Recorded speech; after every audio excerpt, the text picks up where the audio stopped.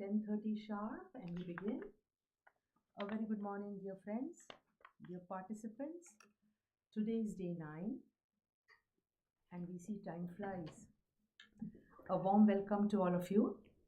I'm so happy to see the familiar, regular faces who always make it a point to be here on time. This discipline is very important in life. Today's lecture topic is on, which is here, the renewed forms of China-Russia and China-India rivalries. Renewed forms. This is very important. And the discussion is going to be on Eurasia as we understand in our context or maybe in some other context. What exactly is it? Is it much ado about nothing?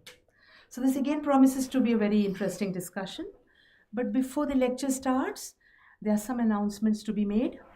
Tomorrow is a very, very important day, and I would want all of you to be here and request all of your friends to be here. And this day is important on several counts. Of course, the lecture would be there. It begins with the lecture. And then there will be a brief discussion on your assignments, the essays that you have written, observations, comments, and remarks which are essential. The gaps and the holes have to be pointed out, not necessarily taking names of people, but certainly the excellent essays that will be talked about. Students who have really walked that extra mile to come up with a very, very good essay deserve, our attention and affection. Again, there will be a closing event to be presided by the JNU Gyan coordinator. Professor Patnaik would be here. Professor Shabal will share his impressions. And of course, some of us would say a few words for a minute or two. And then you will get your certificates. It's very important for you to be present for the certificates. And I repeat, please be present. Don't come and say that my friend is not here, so he or she has asked me to collect it. Sorry, that's not how it's done. So please be present to collect your certificates. And of course, there will be group photo, and then the high tea towards the end. So again, I repeat, no point taking your certificate and not waiting for the group photo. So once again, friends, a warm welcome to you. And today's lecture begins.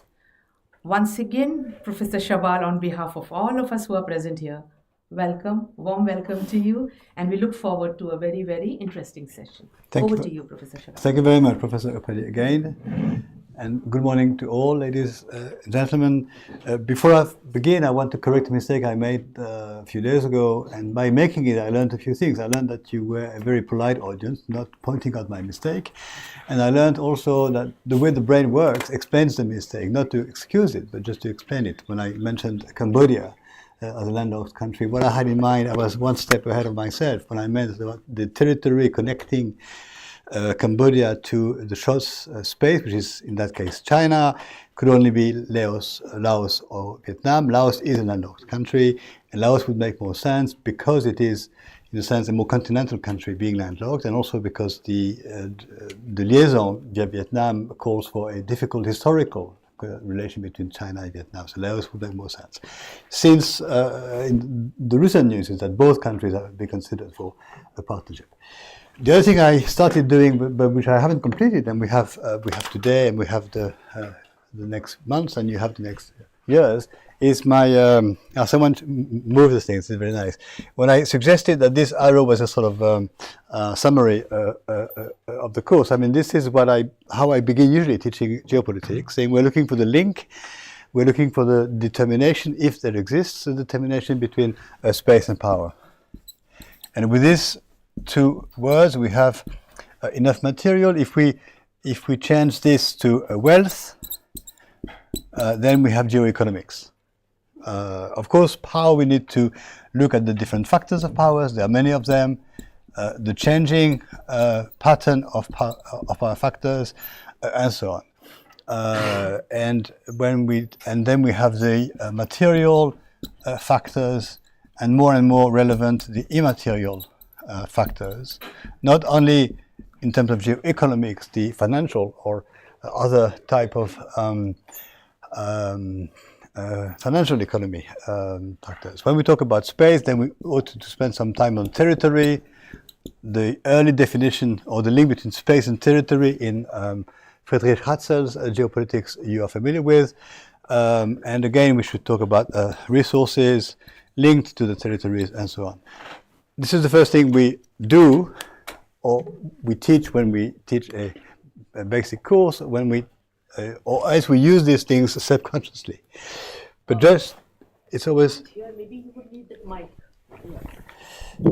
It's always useful to spell out things and then the next step we do in terms of methodology or epistemology is to reflect on the arrow, whether there's only one arrow, whether it points more in one direction. This is geographism, or the classic geographers, or not fallacy, but the preference to suggest that the space determines power, or whether it's the other way around, whether power, once it's enjoyable, serves the purpose also of expanding or conquering territory and so on. And whether there are more than one arrows in one direction or more than one arrows in the other direction. And the thicker this arrow, the more determination and eventually over-determination there is, to use a methodological vocabulary. So my mistake is corrected, and a few words are spelled out on the whiteboard. I like whiteboards and papers and pens. I also enjoy the high technology. Today's topic is very broad and perhaps too broad for one person. And so I suggest we focus on one of the couples concerned with the renewed forms of tension, and we keep the other couple for the discussion where you can join in more regarding China and India. So if what I will say in the next 4 paragraphs regarding China and Russia can be used as a, not a model, but as a path to be explored, then we can explore that path also for China and India in the discussion time. What I am in pursuit of in my introduction here is, again, real intentions. I've mentioned this expression many, many times. We're looking at the real intentions of, as it were, the main founders of the Shanghai Cooperation, China and Russia, and further to the real intentions we're looking, specifying those real intentions. Was it, or is it the case that the whole apparatus of creating a huge momentum in the 90s and in the 2000s, called the Shanghai Spirit, the Shanghai Mechanism, was it all in fact to not disguise, but to include a bilateral rivalry into a multilateral forum or dilution process, to make it less obvious, to make it less direct, to make it less head-to-head type of a confrontation between China and Russia? Is, in fact, this is the hypothesis of the hypothetical question. Can we suggest that the new Asia, as I call it, or the new Central Asia, or the extended Central Asia, or the new Great Game, is in fact nothing but a reductionist sort of approach, nothing but the staging of the China-Russia competition? By staging, I mean the theatrical sort of term, mise en scène in French, which means the giving characters roles to perform on the stage, to use the metaphor from the theater. Could it be the case that those two countries, in fact, or the main countries, so to speak, as we call them, are pursuing their sometimes old dating bilateral rivalry, but in a multilateral format, in a multilateral setting? This is the introductory question, hypothesis, postulate that I'm suggesting to cover, and this is of course very much a continuation of yesterday's lecture on the dose of multilateralization that there is, small dose or high dose, and so on. I propose to do this in 4 paragraphs that are on the screen. Why are they? Yes. Looking at the premise of the discussion, then what I call the style of the rivalry, what is the common dimension to both actors, and the remaining question, which will be the occasion for me to expand my reflection to the concept of an axis. And so the paragraphs further divide in 2 of them underlying the differences between the 2 countries, and 2 of them underlying the commonness or the common dimensions to the 2 countries. And of course, when I reach paragraph 4, I will give a definition of an axis, which is in red on the screen. And this will be logical coming towards the end of my 2 weeks, that I would focus on definitions which are mine and which are in my mind synthesis of my thinking, if I have a thinking. So the premise of the discussion in the modern years of the past few decades is to look at the differentiated form of domination which characterizes China and Russia in the new Asia. That there is, in both cases, an attempt to be dominant or to be strong or to assume leadership is obvious, but it is a differentiated form, which means different but also related form of domination that they're looking for. Each country has a sort of natural form of domination which is usually agreed upon. We can discuss it, and they also have an implicit or a additional form of domination on which they're very much working to enhance it. The simple statements, can we go to paragraph 1, please? The simple statement is to say, and you actually read these words in many sources: China dominates economically and Russia dominates militarily. This is to be discussed. It cannot be taken at face value. It has to be discussed. And usually the words are followed in the sources one can access by the mention of an organization. China dominates economically within the SCO, and Russia dominates militarily speaking thanks to, through the CSTO. So we have to look at these statements, understand them, discuss them, and see how they are evolving. What does it mean that China dominates economically in the SCO? I think it means, I'm not sure, but I think it means that China is definitely a founding father or mother of the SCO, and China is, in other ways, strong economically. So if a strong economic actor plays a key role in the formation of an organization which purports to be an economic development organization or economic cooperation organization, the association of China being strong, the SCO being economic, come together. But it means also to some extent that recently, as we've explained in one of the previous lectures, the SCO is militarizing, or at least more and more active and very active in terms of military exercises. So the military dimension comes in. We mentioned 2 or 3 such exercises every year, which is a frequent occurrence.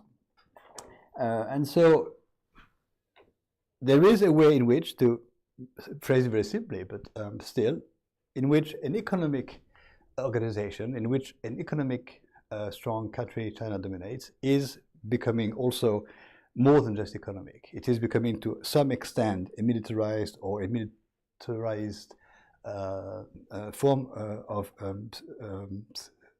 cooperation bearing, which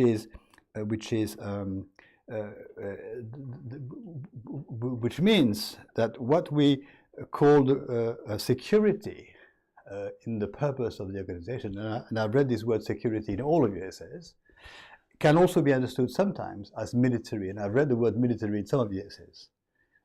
I've read in some of the essays the SCO is an economic, territorial, and military organization, which is technically not true. I need to be, in your questions, please ask me what is the definition of military organization, then we can discuss it.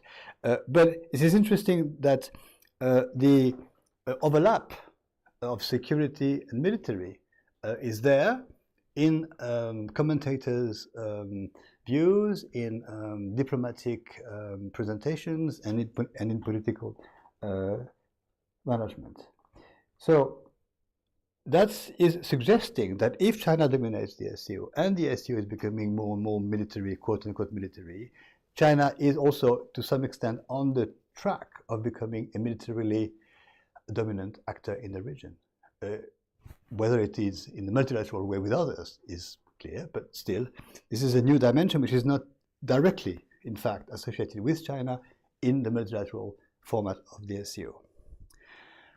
As a consequence of that, point B now, Russia, which is a dominant actor in military terms in the CSCO, that is undisputed. The SCO is a military organization. I will define it in the question time, and one that brings credibility to the new Asia, made up of the membership of the CSTO, in a sort of parallel attitude. Russia is pushing the economic button or the economic direction to, in other words, echo or react to China becoming more and more military. So, if I've just explained, China is a strong actor in economic terms, but also becoming a relevant and strong actor in military terms, Russia wants to do the same, except that the starting point is different. Starting point is the military dimension, to which is added an economic dimension. And this is, of course, the direction of the economicization of the CIS, or the former members of the Soviet space, and towards the creation of a Eurasian Economic Union, or a Eurasian Economic something, because the name has changed. And this has been a constant from the 1990s, but has accelerated in the 1910s with the coincidence of the dates. 2015 is the launch of the Eurasian Economic Union, shortly after the New Silk Roads, shortly after both partners activate in one of the other complementary directions.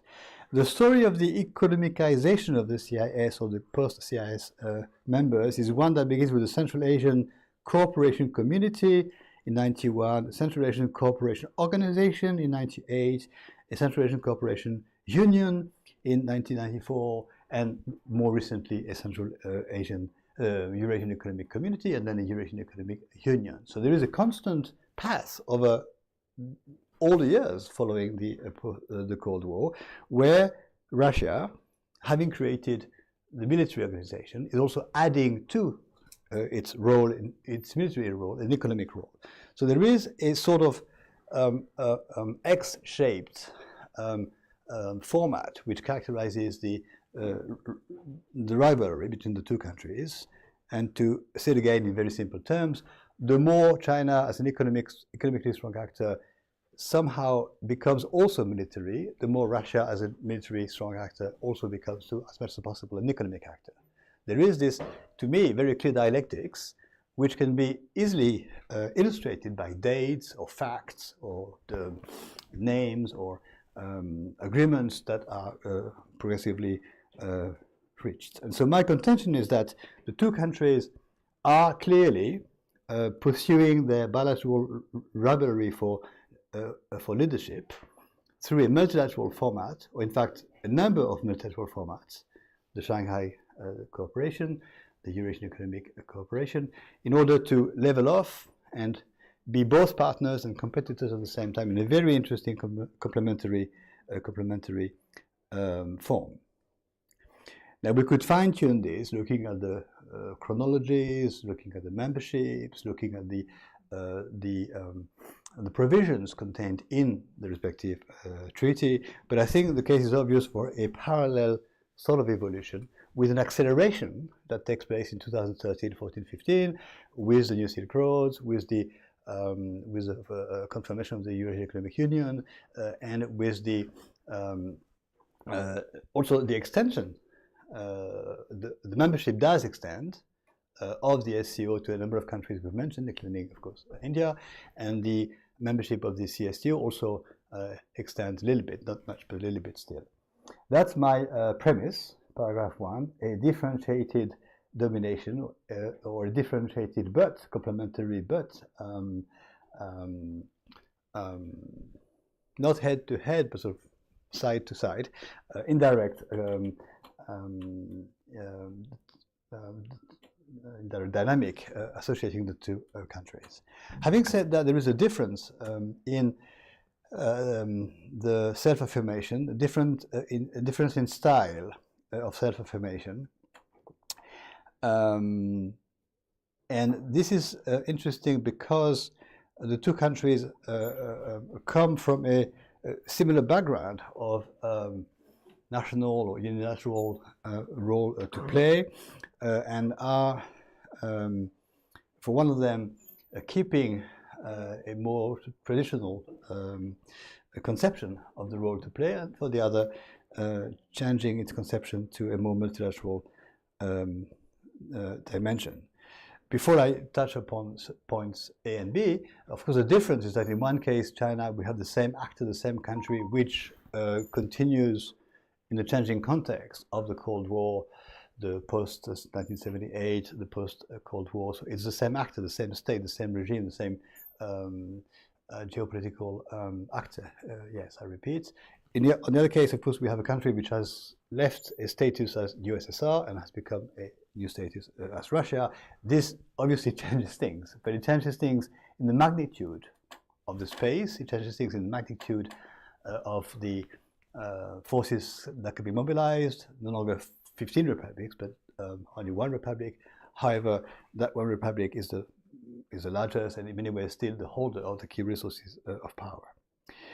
So in a way, Russia today is very different from the Russia-USSR of the past, and China today is very similar to the China of before the end of the Cold War. But having said that, Russia, and I'm coming to point A now, has a more classic, yes, Russia has or tends to have a more classic attitude in geopolitical games, and I call it a more vertical or unilateral attitude in military and geopolitical terms. Whereas when we come to B, I'll say something contrasted for China, a vertical or multilateral China, but in economic and political terms. So what is common is the vertical adjective, and what is different is the unilateral and multilateral adjective. But of course, these adjectives should be put in inverted commas because they are used not at face value, but they are used in a way which is to be discussed. What do I mean by a more vertical or classic or unilateral role? Is that Russia tends to conceive of its role as a dominant one from the start, and especially within the organizations or structures that have followed the demise of the USSR. First the CIS, Commonwealth of Independent States, then the Eurasian Economic Dynamic, and then the military of CSTO dynamic. There is a way in which, for that matter, Russia, and I would venture to say also the USA within NATO, has an approach which consists of suggesting that there is a primus inter pares, sort of role and capacity. You understand primus inter pares, a first role among equals, so with others, but still a dominant role. For NATO, we can document this with the issue of the high commands of the land forces of NATO, the maritime forces of NATO, which until very recently went to high serving officers of the US Army mainly. But this is also something we can suggest is a characteristic of Russia, not the only characteristic. Of course, things have changed, and of course there is a multilateral dimension in the way the SCO operates. But I mentioned what happened in 2012 when the treaty of the SCO was revised, and in particular one provision, which I've already presented to you, the provision consisting of the decision-making mechanism regarding in particular the establishment of Russian military bases in partner countries. So the mode of decision has gone from unanimity to a majority, taking away the right of veto of some countries, which led to Uzbekistan's leaving the organization, which is a significant fact because Uzbekistan, due to its location, due to its military potency, due to its special status of part of the post-Soviet dynamic, but not contiguous to China, but closer to countries of the west part of the Central Asian zone, leaving the CSTO means something quite significant. I mean, this is the equivalent to a significant army within the NATO states leaving NATO, whichever one that might be. So when I say a vertical unilateral Russia, I put commas and double inverted commas if you wish, but by contrast, I come now to point B, where the verticality is still there, but it is more in the economic and political sense, and it is also associating a multilateral dimension. There is a way in which the Chinese approach to regional issues, problems, concerns is more multilateral, at least in the discourse, at least in the approach and the presentation of togetherness or commonness. And I pick up a few words from memory, not regarding the military aspects, but regarding the New Silk Roads, when President Xi made his speech in Nazarbayev in 2013. I think he mentioned the expressions a common destiny. I think, please, I was going to say double check, but no one double checks anything when I ask you to double check. So, common destiny of China and Central Asia, which may very well be the case if we go back in history and if we go back sufficiently long in the past and sufficiently broadly in the factors of commonality.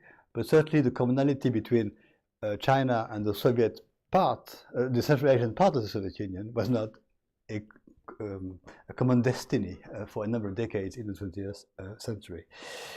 But the other way in which I suggest this more multilateral attitude of China to region building is the one I've already illustrated to you following, if you remember, following the 1997 so-called Asian economic crisis. Do you remember I mentioned that? And I mentioned that the attitude of China could have been, in real geo-economic terms, more selfish. The selfish attitude would have been to devalue the yuan, take away the market shares that were barely left to Japan and South Korea, and extract from the situation a clear macroeconomic international advantage for China. And so maybe I overinterpret, that's for the discussion to say, but China's attitude at that time was to, quote unquote, or indirectly privilege, or at least take into account the higher benefit for China to keep South Korea afloat, or to keep even Japan afloat, was there reasons coming from history for China not being spontaneously in support of Japan, but keeping South Korea afloat, keeping Japan afloat, and just, for that matter also to some extent Thailand and Indonesia, to derive a very relevant resource, which is legitimacy. And what is legitimacy? In plain English, it's acceptability. You know, when I teach my students, I go through Max Weber, the legitimacy, authorities, the conflict discussion, and then I say basically it's acceptability. What makes one acceptable to others? And eventually likable, and eventually lovable, but at least acceptable.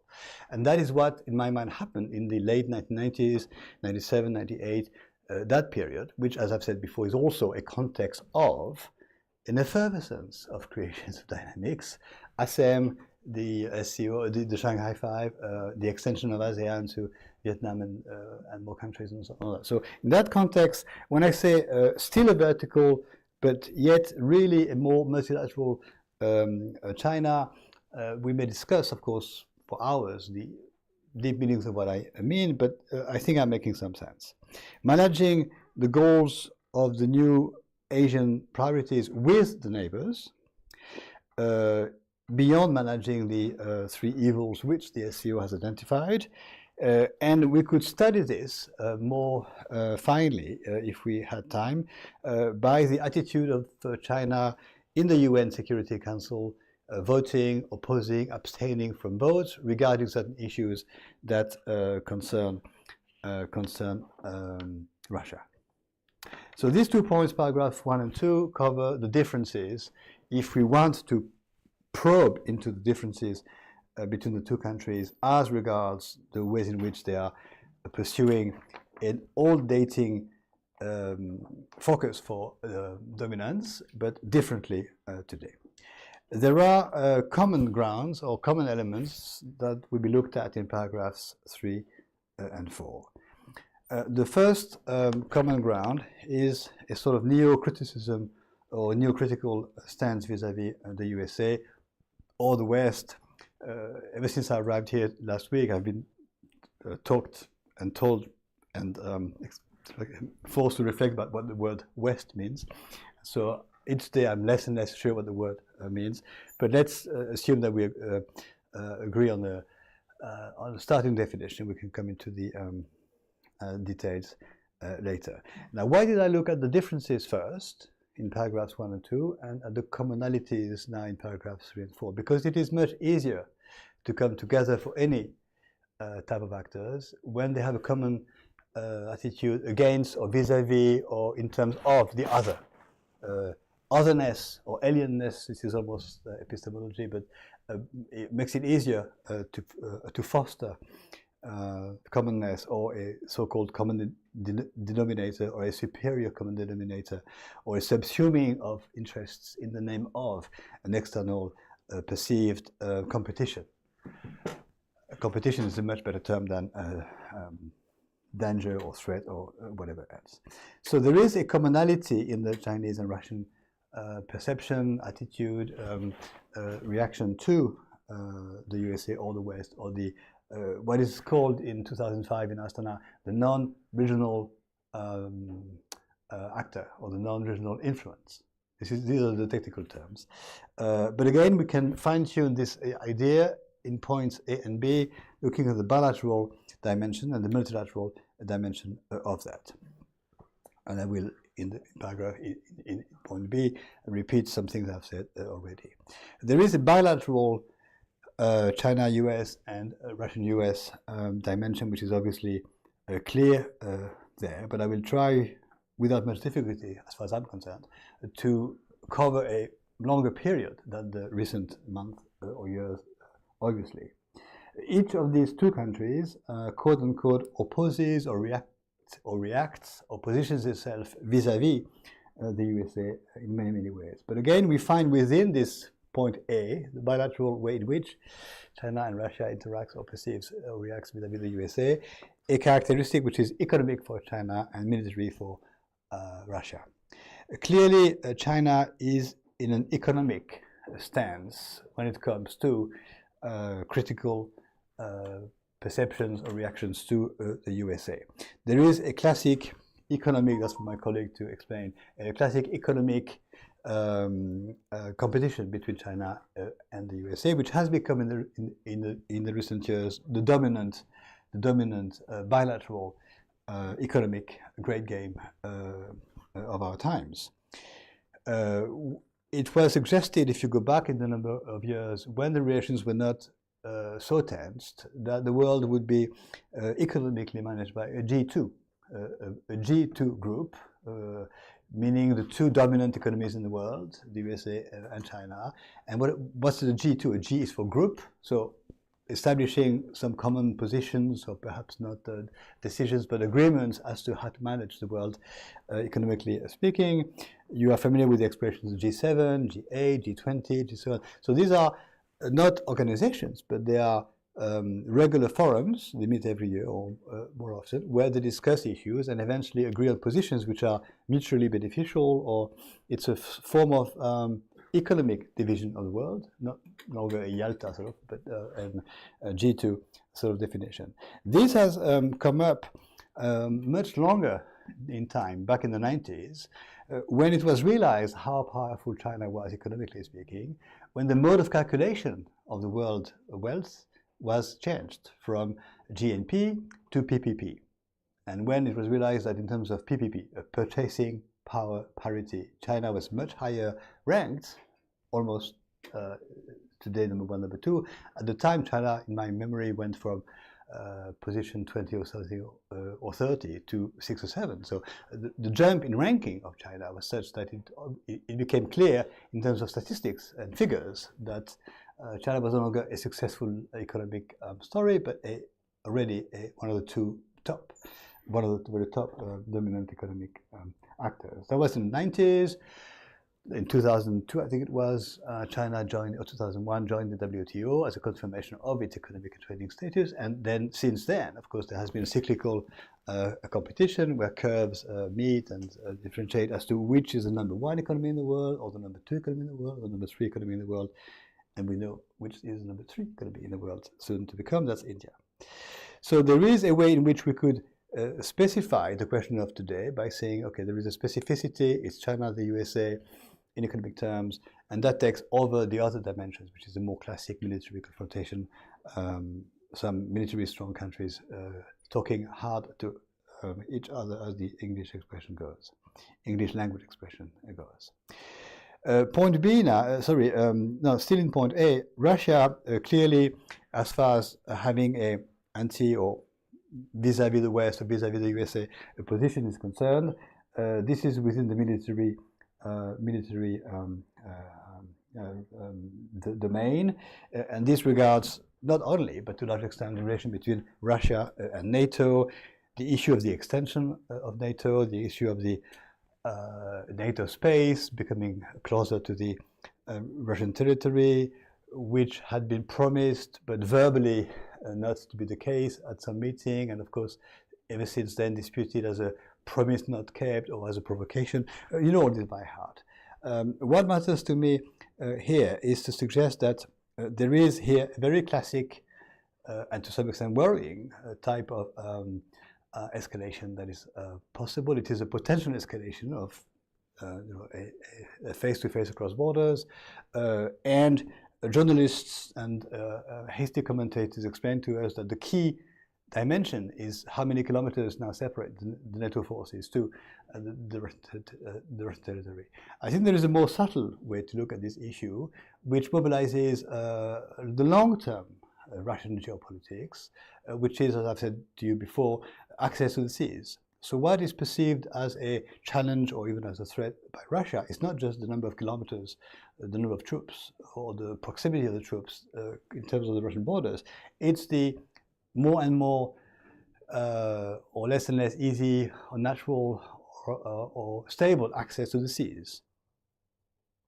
And why should this be more specifically the case in the Baltic Seas? Because in the Baltic Seas there are more Russian interests.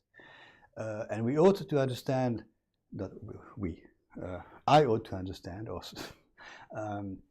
some commentators ought to understand the specificity of the Baltic Sea, which is, I will say a few words, different from the Black Sea and of course the other seas where the Soviet Union extended and where when the Russian presence is strong today. The Baltic Sea is particularly relevant not only because it is the interface of Russia with the NATO space and the European Union space, but also because the loss of access to the open waters in the Baltic Sea is drastic from the point of view of Russia. Russia now accesses the Baltic Sea only through the estuary of St. Petersburg, which is within a few miles of the Baltic. What's the top Baltic country there? That's Estonia, isn't it? I think yes. And of course from the an exclave of Kaliningrad. And so Kaliningrad and the estuary of St. Petersburg are the only now Russian access to the Baltic Sea, whereas before access was granted all the way from the northern tip of the sea down to the Polish and East German borders, which were part of the allies of the USSR. So we ought to understand what is happening in terms of losses of access to the sea, more, I think, than in terms of the presence of military forces. And the same applies to the Black Sea. Access to the Black Sea directly or indirectly for the USSR was the whole of the shores except for Turkey. And the same for the Caspian Sea, the whole of the shores except for Iran. And of course, I know that Romania and Bulgaria were not in the USSR, but they were members of the alliances and of the Warsaw Pact and so on. So in terms of losses of access to the seas, I understand better Russia's attitude in military terms to the situations of the day. Of course, the fact that the membership of NATO has changed, extended, that the distance in kilometers issue has been altered is relevant, but not, to me, the dominant aspect. I come now to the point B, the multilateral dimension of the common Russian-Chinese attitude vis-à-vis the West of the USA. And clearly, this is where we should mention again two dates or two events which are objectively relevant and which are objectively part of our discussion today and last week and this week. There have been what's happening? You went. There have been Shanghai Spirit declarations regarding this issue of a positioning of the Shanghai Group and then the Shanghai Organization vis-à-vis the West. This took place in two meetings, which I've already mentioned to you. In 2000, in the year 2000, the Dushanbe meeting in Tajikistan of the Shanghai Five, which clearly expressed a common ground or a priority or a vision that the new dynamic, the new multilateral dynamic, was aiming at, and I can phrase it differently, was aiming at diminishing or what's the other word? Reducing drastically the Western influence or presence or role in the region, or, which is to me more interesting, affirming the specific common new value of a new Shanghai Asia that could say no, that could say things must change. This was repeated in 2005, this time by the SCO declaration following the summit meeting in Astana, which I've quoted to you many, many times, where on paper it says that the SCO has as a, I forget the word, as a objective or a common ground to resist or counter a non-regional influence in the region. Now, what can be a non-regional influence in the region? Supposing the region is defined as the New Asia, the Central Asia, what is non-regional? Who is the non-regional actor excessively present or potent in the region? Whether it's the West, whether it's the USA, whether it's the EU, whether it's perhaps some actors or states and nations coming from the Middle East or the southern Mediterranean space is also possible. But basically, this to me is the equivalent for the new Shanghai dynamic of the third neighbor. In other words, resisting an excessive third neighbor's influence in the region. Plus, of course, the 2005 declaration mentioned the fact that that directly the US bases deployed after 2001 in certain Central Asian countries should be closed at some point, with a date mentioned, and indirectly was the idea that the forces deployed in Afghanistan should also be part of a calendar of withdrawal in the years that were to follow. 2005 is 4 years after the intervention, but we know that the withdrawal did not take place before 2014, partially, and then 2017 and 2021, and there was a reinforcement of the foreign forces in Afghanistan following 2017. So these are common grounds, common attitudes, common, and I call them multilateral ground for China and Russia to, let's agree on the right word, to position themselves vis-à-vis the West or vis-à-vis the USA. To conclude on paragraph 3 and to mention one last time here, the SCO dimension, this is all contained in the SCO annual declarations, which I've mentioned to you before as being extremely interesting documents made up of 3 parts, if you remember. Do you remember? Yes. And one part is basically, I called it last week, a commentary on world affairs, which is very interesting, very legitimate for any organization to give itself the role of commentator. We, the SCO, comment on the world problems and issues. We assume the authority of being legitimate and equal to the rest of the world in commenting upon the rest of the world. But further than just the commentary, there is a suggestive management or a suggestive reactive management to the world issues. The SCO declaration of 2008 clearly suggested ways in which to avoid a next world economic crisis.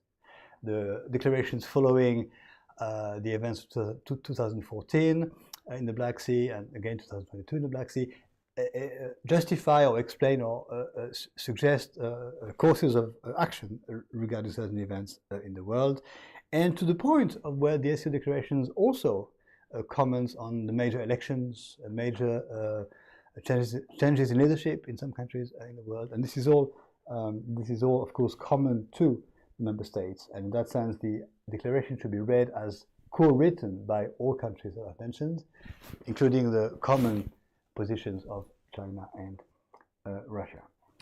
I come to the last paragraph. I've managed to cover one paragraph in 14 minutes each time until now. We'll see what happens, which is a little different in nature, more methodological perhaps, and pretending to be a little epistemological, and certainly not easy to teach you. Introducing a concept, which is the concept of an axis. And this is the term we should define and discuss after the tea break, please. Under the form of a simple question: is there, or can there be, or has there been created a Sino-Russian axis in the region we call the Shanghai dynamic space? To answer the question, I will use two didactical techniques. The one that is the comparison, point A, and then probing into the specificity of the concept for the region we are looking at. To introduce the paragraph 4 before I come to point A and B, let me just suggest to you, going from established facts to more debatable questions, what the concept of an axis is. I define it somewhere. Yes, it's defined in red. I will come to it. But the idea is that when we look at the region in the making, the microphone gets tired after 44 minutes usually. Is it a battery problem? When we look at the dynamic that leads to the construction of a region, there is this idea that the region will be reinforced or stabilized or made more coherent if two countries in that region, but I agree sometimes it can be three countries, establish a privileged relation, specifically close relation, specifically stabilizing relation. And if you go back to my definition in the other document, usually two countries which have been in history in a state of high tension and often war. So it's France and Germany in the case of Europe, following the 1963 treaty, which is still today quoted as the fundamental axis of the European construction. So much so that when Germany was unified and when there was an attempt to establish a privileged relation between either Germany and Britain or Poland and Britain, this was commented in the French press, but in some other countries, as a challenge to the indispensable Franco-German axis. I'm not saying this because I'm French, but because this is a reality. So what could the equivalent axis be in the region we are looking at? Now your computer is also tired. So an axis defined as, waiting for the power to resume, a privileged, a specifically close relation, or a privileged one, in a region between two or three actors that have either to been essentially in tension or even in open war, but decide, suddenly meaning quickly in the face of history, to break away from the past tension, to turn the page, to invent something new, not forgetting the past, but interacting differently, and to build a specifically close relation, associating the neighbors, of course, in order to construct or to reinforce the regional construction of all together, and in an open way, open to membership, open to more sectors of cooperation, and open in time. The three openness, or three openings that I keep repeating. So in that sense, we should now be looking for axes in other regions. And not surprisingly, we find at least hypothesis of such axes. If we go to South America and the Mercosur construction, which is an economic one, we find that Brazil, Argentina correspond to that. So the more they might agree on something, the stronger the construction, which is in a common market, construction will be. Not because they are the largest countries, not because they are the largest economies in macroeconomic terms, but because they were, in the 19th century, the two countries that oppose each other in post-independence days the most over the issue of the basins of the river, because the basins are, for Latin American geopolitics, the determinant of tensions. To the extent that Paraguay and Uruguay could be considered sort of as buffer states, separating the two, and suggesting that the Mercosur, Latin America, or that any form of cooperation should be more than two countries, and certainly more than Brazil and Argentina in particular. And if you look at the membership of Mercosur, and before that the membership of the Rio Group or the Andean Pact, you find that there are always a mix of so-called large countries and small countries. For ASEAN, which could be the similar axis that we should mention, should it be Indonesia, Malaysia? Yes and no, because they belong to the same cultural characteristics, so that could be deemed exclusive to others. Should it be Vietnam as a strong military power, as an interface with China and Indonesia? I don't know what the answer is, but the reflection is also such that if we could identify, for whatever factors, two countries which correspond to that definition in Southeast Asia, that would make the region more stable and more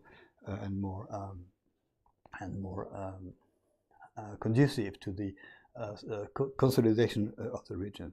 Now, etc., etc. If we go to West Africa, which countries, or to the large West Africa, which countries should be taken into consideration? Is it countries in terms of their location, their size, their population, their cultural, religious characteristics?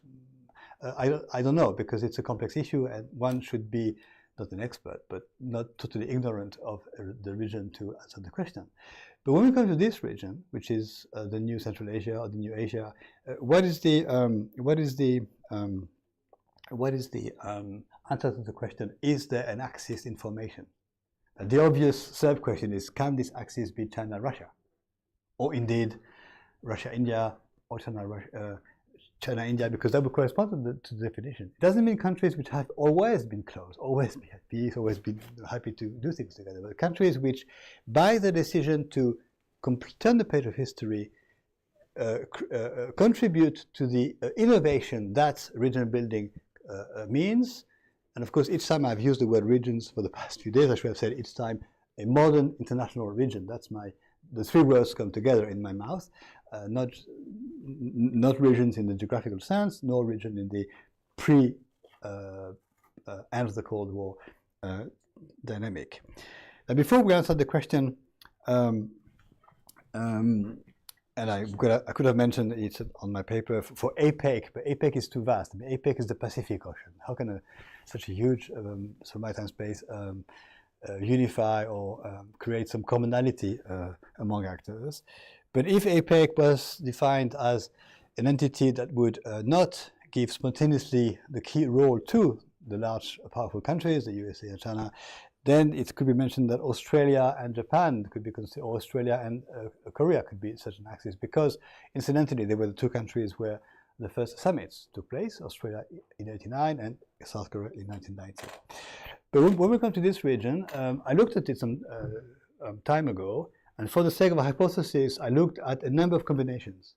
You know, almost every pair of countries that we could be looking at, Mongolia, Kazakhstan, Uzbekistan, so on and so forth. And my conclusion, to my surprise, was that for the region here, it would be more logical to suggest perhaps that it would be a three-country axis, not because in the meantime there are China, Russia, and India, but that was my analysis, or possibly a three-organization axis, where three organizations would come together to form, to complete, to substantiate the region. I've mentioned already before how the SCO and the CSCO complement each other, and perhaps we could add to that duo a third dancer in the ballet of organizations, whether it's SAARC, but you are explaining to me that it's become a little inactive, or whether it's ASEAN, I don't know.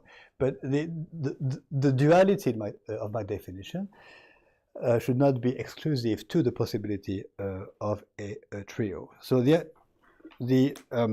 point A, basically, and I come to almost the end of it now, is the idea that whether China and Russia could form such an axis, and the answer is yes, but others could too. If we agree that an axis does not mean an exclusivity or an exclusive, or a sort of reinforcement which keeps the others at bay.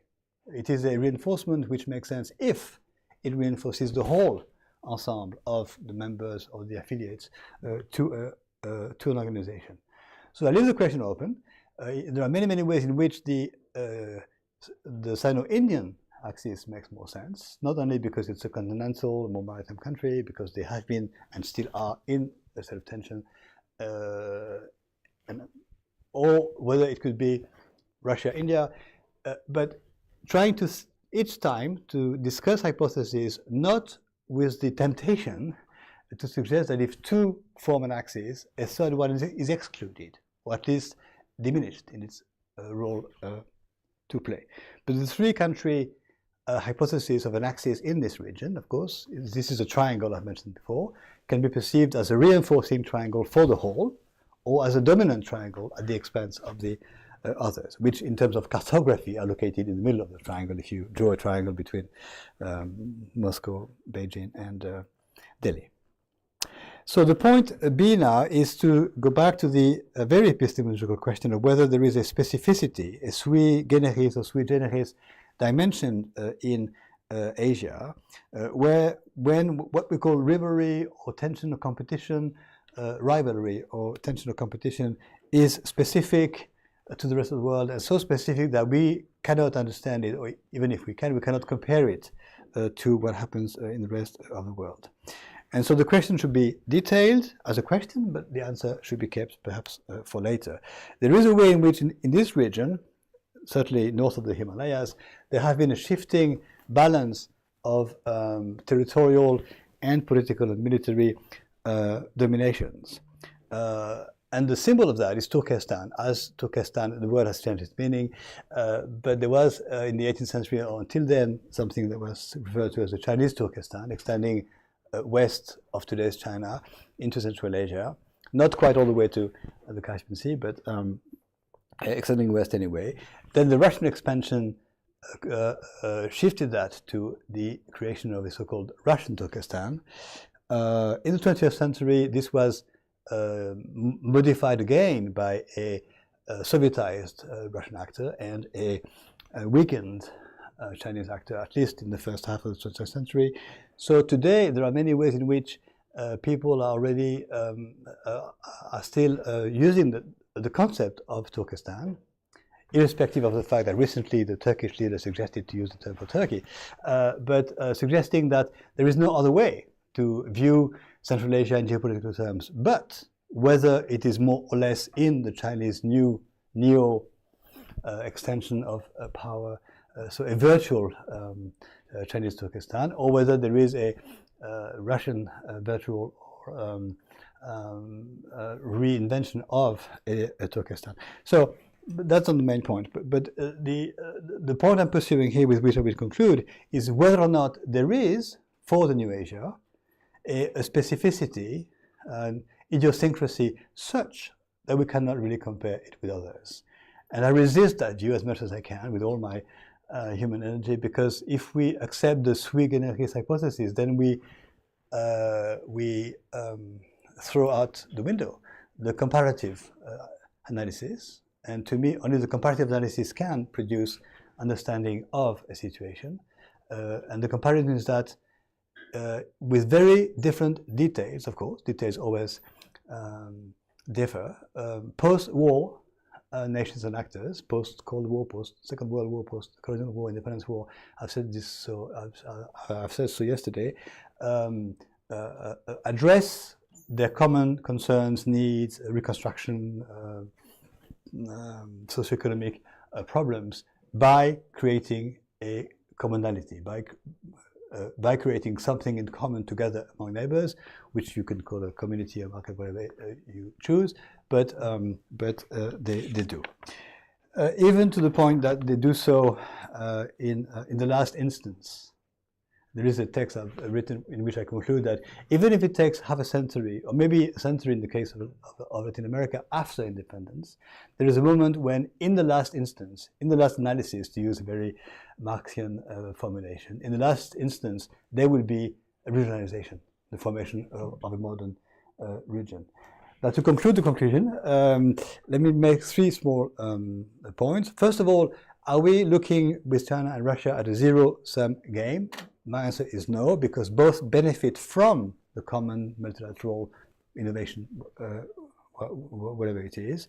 And point two, as a result of which the new Asia is globally strengthening, or is globally stronger in the comprehensive chain that I mentioned many times: economic, military, territorial, geopolitical terms. And point three, therefore, there is a logical need for more affiliates, for more, not allies, because I cross out the term, I should cross it out of my paper, more affiliates, whether members or observers.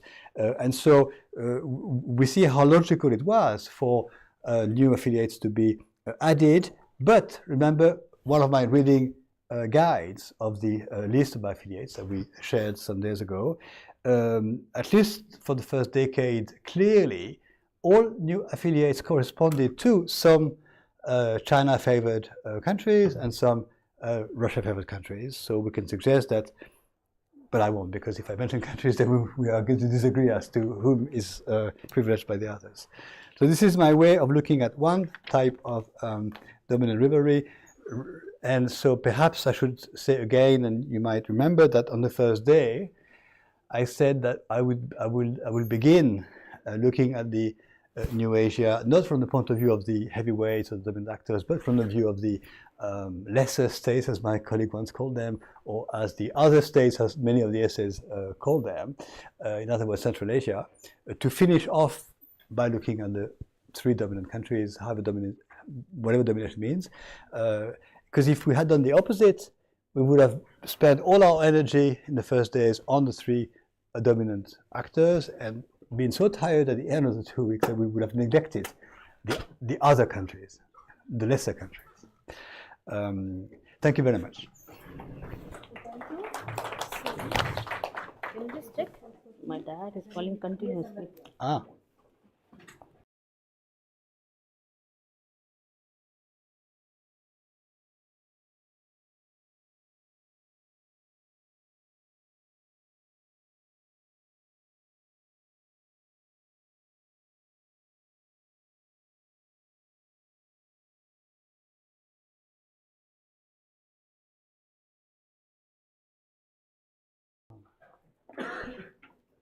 I will start additional after 2014. Good.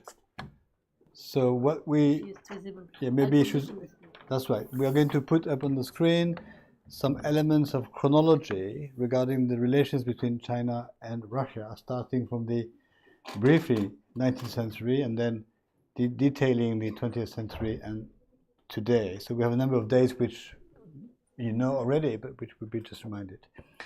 Then I will cover the topic of the tutorial and take questions. And we have the conclusion tomorrow, but in many, many ways, maybe as you felt yesterday and today, I really let out all my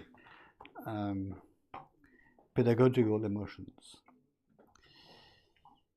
So what my colleague has retrieved very competently, as always, is the and in as much as I believe in maps being absolutely indispensable, even if they're not the end of the story, I believe also in chronologies.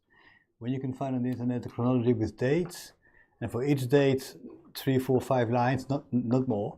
It's a nice reading guide of history, and it's a very convenient one. And when you try to establish your own chronology, you find it very difficult to select dates, find dates, and characterize dates with a few words. So when it's done by others for you, you can compile chronologies and from existing ones, make up your own. Sometimes dates we get wrong, or names of countries we get wrong. Doesn't mean the main thrust of the analysis is invalid. So you have a first chronology which begins with the century of Western domination of China. Interestingly enough, often I ask my students, when I have Chinese students, when do they date the leveling off of China with the rest of the world, and I expect them to say 78 or 91 or 2000, and they usually say 1949. That's the beginning of the neo-powerful China, which is true in terms of the fact that the new regime has a continued history of reinforcement, but you see how things are always relative. we have dates which are mentioned as 1950, I think March it was, or June, the Treaty of Amity between the two, by then, brothers of the same political bloc, and the 60s as mentioned as the severing of relations. I think it's earlier than that. I have situated it in the second half of the 50s, the moment when the two countries differ for a number of reasons which you probably know. Three of them essentially. One is that the Soviet cooperative style consisted of sending to China advisors, experts, engineers, technicians, and so on, in numbers such that the Chinese at some point felt it was excessive by way of their liberty of decision making or management of the equipment they were receiving from the Soviet Union. The other reason was that the industrial model of the USSR did not correspond to the Chinese reality in terms of sociopolitics. Heavy industry for a country such as the USSR was logical because it's a system that requires less labor force, but light industry was a better one for China, and so the discrepancy between the two models came forth. And then there was the ambiguity of the secret nuclear clause of the treaty regarding the provision or of the technology, nuclear technology, or the transmission or the transfer of the know-how, and so that came in as a casus belli. But the main point is that the relations more or less stopped between the late 50s or the 60s, all the way until the late 80s, to the extent that there were military buildup on the other side of the borders, and so your document says a number of open skirmishes among armies. And the other document, which is this one, covering 94 to the present day, similarly details the dates and the events or decisions or dynamics associated with these dates, and of course with a general stress of improvement and no longer of tension. So I suggest that we should do the same, or while I'm still here, or we can keep in touch for the next months or years to do the same, studying the Chinese-Indian relations with a view to discussing this axis, two-country or three-country axis for the region. In my presentation now, called Eurasia, colon or semicolon, Much Ado About Nothing, I wish to do the following before we take questions and have a discussion. We mentioned yesterday the words epistemology and methodology, and I wish to pick them up again with the expression, very ambitious one, of the focus on the epistemology of regions. This is in fact what I'm trying to do for some time now, work on the epistemology or understanding my own epistemology of the regions. In other words, answer the question, how do we understand regions? How do we make sense? The French expression is to make sense or extract the meaning of regions beyond the definition of what they are. And what they are is already a question that needs pages to be answered. But how do we understand, and beyond that, what is the validity of our understanding of regions? If we consciously or not adopt a ethnocentric approach, we are opening the door to disasters, because then we are going to project our own ethnocentric views on the regional construction of others. One example of this is the very scientific, learned articles written by very famous people who suggest that and I quote but from memory, the integration of Asia is lagging behind that of Europe, which is a nonsensical phrase for two reasons. There is no comparison as such between two forms of integration, and lagging behind is almost a value judgment. So anyway, to what extent have Asians innovated with cooperation is my question. In terms of methodology, I suggest that we go back sometimes to the basics of the methodology of geopolitics, even the space and time dimension, but trying to improve on the space and time dimension. Space means the material, sometimes geomorphological even, or geostrategic or geological givens of a particular space. and even such givens as the size, the climate, the population, the fertility, the rivers, the mountains, the glaciers and the lakes. All this is highly relevant to understanding some of the power factors of a state. So we should not be afraid or lazy going back to such such factors. The time dimension, I suggest to rephrase or rename for what it is. It is a dimension that has to do with the memorial characteristic of the human mind. Events accumulate. There is a memory of what happened in the past. There is something which is either the desire of retaliation or the leveling off of history. And so the past matters in that sense, not because it's a long past, but because it contains elements of determination. And the time dimension I mentioned in my first lecture, I think. So I'm perfectly happy to deal with the time and space dimension, however boringly classic the words are, but we have to differentiate them and to if we suggest further that the time dimension is more to do with politics and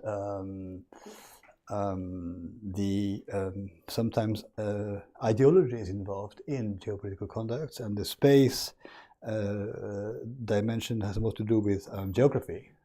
We go back to the political and geographical dimensions of geopolitics.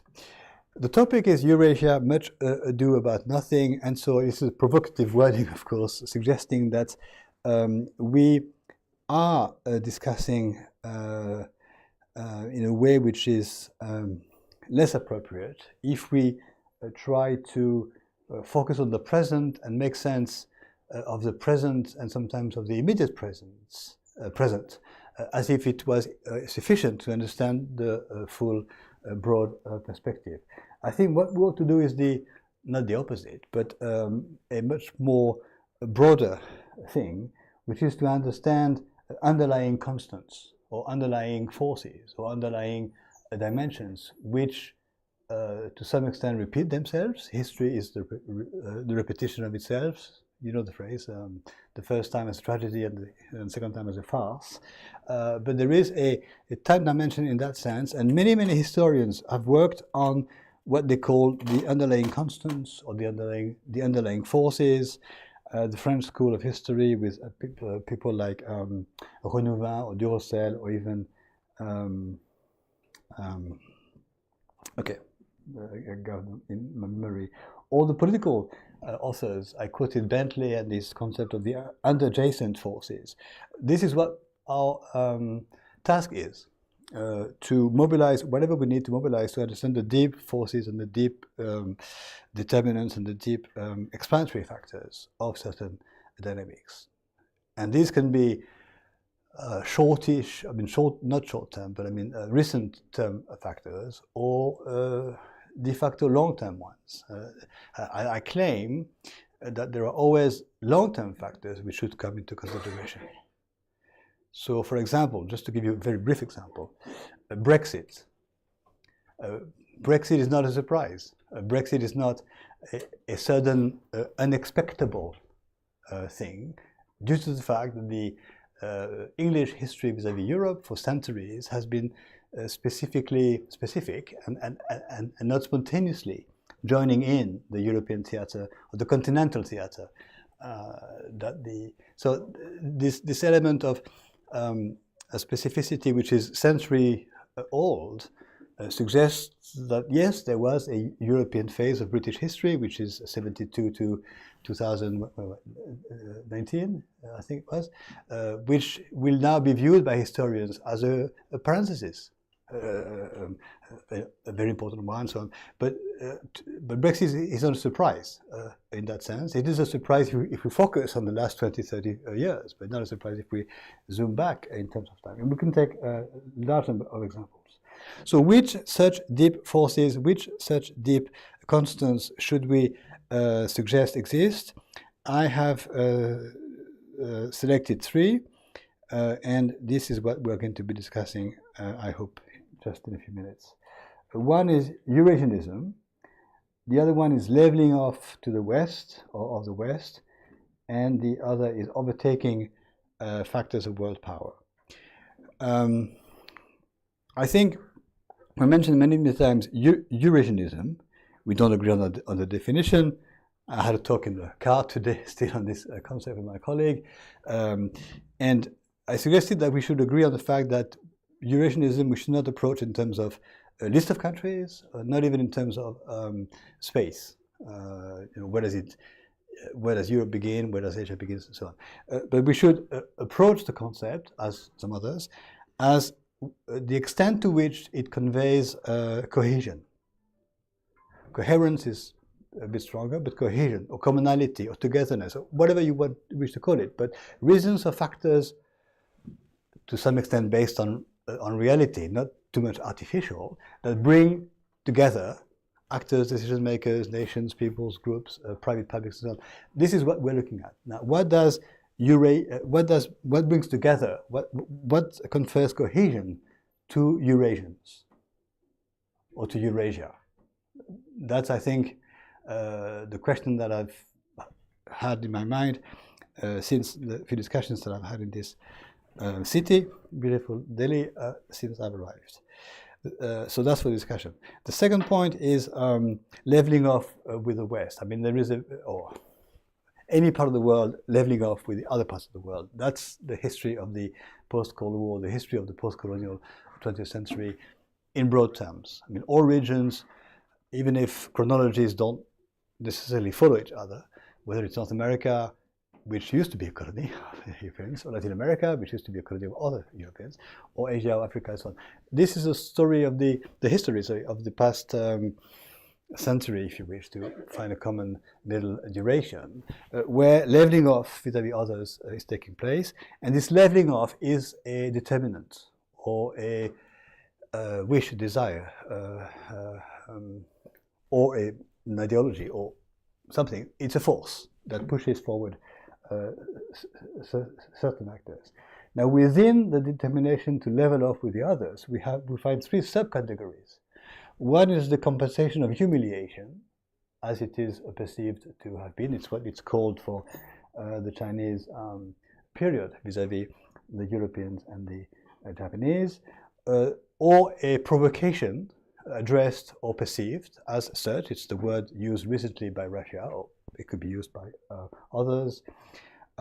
Sometimes a clumsy speech by a president of a European country in an African country lights fires because the wrong words are used, and they immediately are perceived as a provocation. And they are at face value, or they are a very clumsy way of expressing oneself. And the next, last category is equalization. Equalization, not in the modern cinematographic terms, but equalization, which is the same as leveling off, but it conveys a next meaning of equalization of power factors, and I will come to this just now. Leveling off or equalization, if it is only a question of ideology or counter-ideology or retaliation or revenge or a perception of historical injustice, is insufficient, I think, as a contemporary factor that we should focus on. If equalization means also things such as industrial production, monetary credibility, trade balance or trade imbalance, or cross-border investments, or the new weapons of mass domination, currency reserves, then we are still within the realm of equalization, but dealing with factors which are more concrete.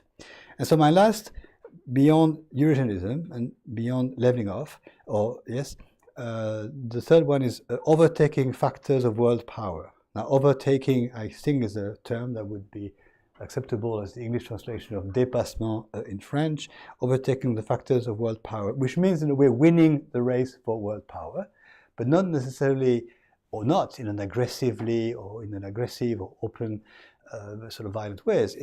Just as a competition is won by some within the rules of that competition, whether it's football or any other sport, you have rules and you compete and you win or you lose. But but the aim, of course, is always to win. And so if we should take the time to detail some of the contemporary factors of power in the world, we should make some progress. Can you check whether in my own article there is the quote or the reference to a Pan, the author Pan, P-A-N, in which case I can quote his article, which I can't from memory. And the factors of world power clearly have gone from those indicators of the arms race to the indicators of the macroeconomic race. The ranking of world powers today is still to some extent in terms of military and other quote-unquote classic factors, but more and more in terms of, I've said this before, in terms of GNP, productivity, public debt, currency stability, and so on and so forth. And it's a surprise to me that we should, not you of course, not, but many observers still reason, write, analyze things, power relations, in terms of armies and territories and borders and so forth, which are of course fully still relevant, but no longer exclusively, definitely, and perhaps, this is my suggestion, not more importantly than some other factors. Did I quote Pan? This is my CV. Yeah, so where exactly? No. My article, the one at the end of which there is this definition of regions. Region. Yes. If you go to the page after the conclusion, that's the bibliography. If you have it, the next page. Okay, you want me to go to the article? Yes, please. Yeah. So that's it for the presentation. I speak too much. So now we take questions and I'll try to answer them. But your questions have become more and more difficult with theirs. Question, please. Madam. Maybe you can come forward a little bit, just a few meters, or get hold of a microphone. Good afternoon, sir. Sir, on one hand, we have terms like equality and respect for diversity in the shared spirit. But on the other hand, we see that there are only two working in official languages in the SCO itself, which is Mandarin and Russian. So doesn't it showcases the hegemonic nature of Russia and China, as our external affairs minister also advocated for making English the third working language, but no consensus has been built since then. So doesn't, as we also call it SCO as Eastern NATO, so just like NATO, doesn't it, showcases the hegemonic nature of these countries? The linguistic aspect of the reshuffling of power relations, yes, is a very relevant one. But it's a factually speaking factor that cannot be the cause of dismantling of the logic or the doubleization of the logic. We sometimes accepting the situation as it is an option. I come from a country where English has been more and more present for reasons to do with the Second World War, and which we have to accept, and that my fellow citizens don't like to speak, often pretend they don't speak. Are really told by the English speakers from England that we don't speak it properly, that we should stop trying. So that's a fact. If the issue is raised, then the third language could be English or Hindi, or a fourth language introduced. In fact, it is possible to work with a very multilingual context, and we deal in Europe with not 26, but because some languages are common, but with 24 languages. So the cost of translation is there, the cost of everything being published. Even we have official languages, which 5 or 6. I think it's changed now recently. But if the issue becomes a point of contention, then it should be addressed, and it will be addressed.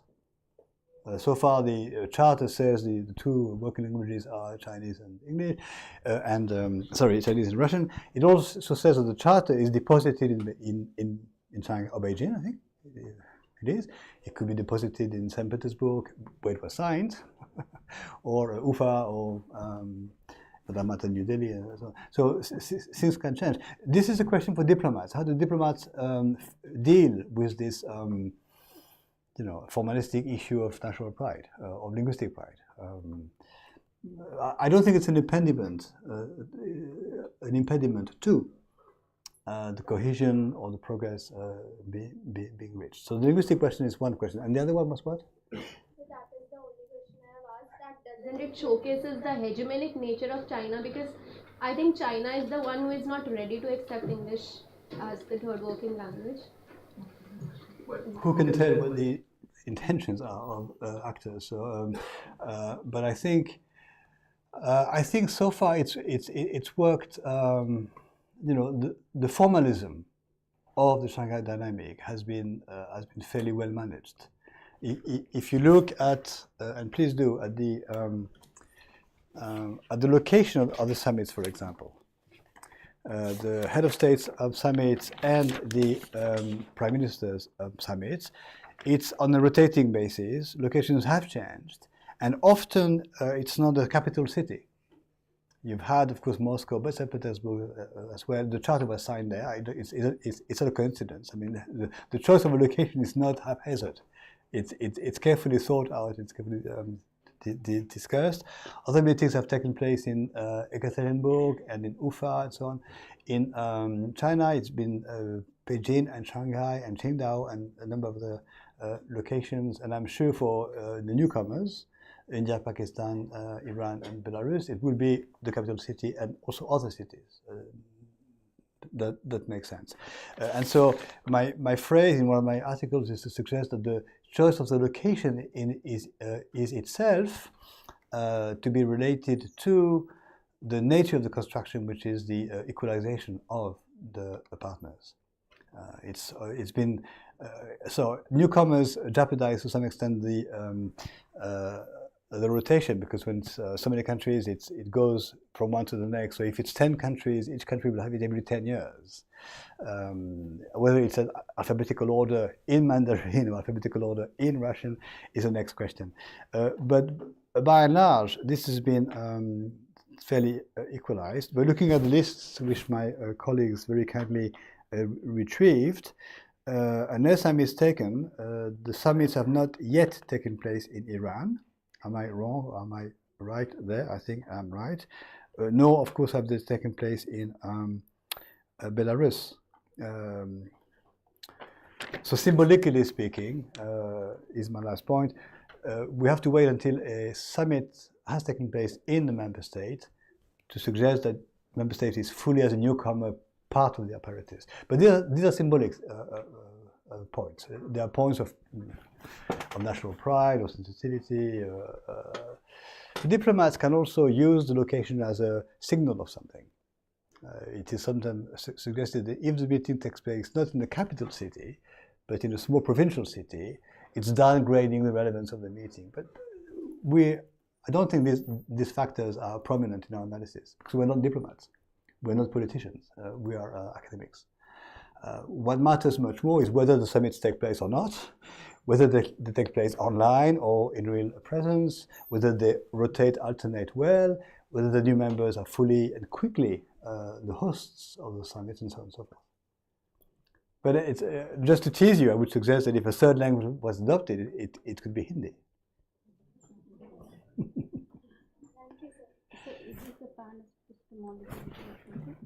Yes. No, the Pan as the author. So is a Mr. Pan in the bibliography or not in this article? The one with this aspect of the region, right? Yes. After this bibliography? Yes. Okay. Do you have Pan? Sorry, yeah. P. Too much. Yeah, Pan. There it is. Yeah. Can you enlarge the size of the fonts? Yes.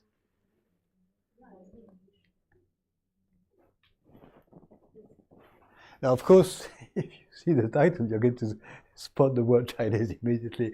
But beyond the word Chinese is the expression, the corrective or the correction to the mention or the mobilization of power factors. That's what I have in mind. And you can find, I'm sure, Indian texts. Or, there are very, very famous Indian authors on the geopolitics of the world, and so you can find your own, or even read them in Hindi. Whatever. But the main point is that we should, if possible, as academics, no longer use the word power without systematically relating to the powers, to the factors we have in mind. Linguistic factor for this young lady or any other factor?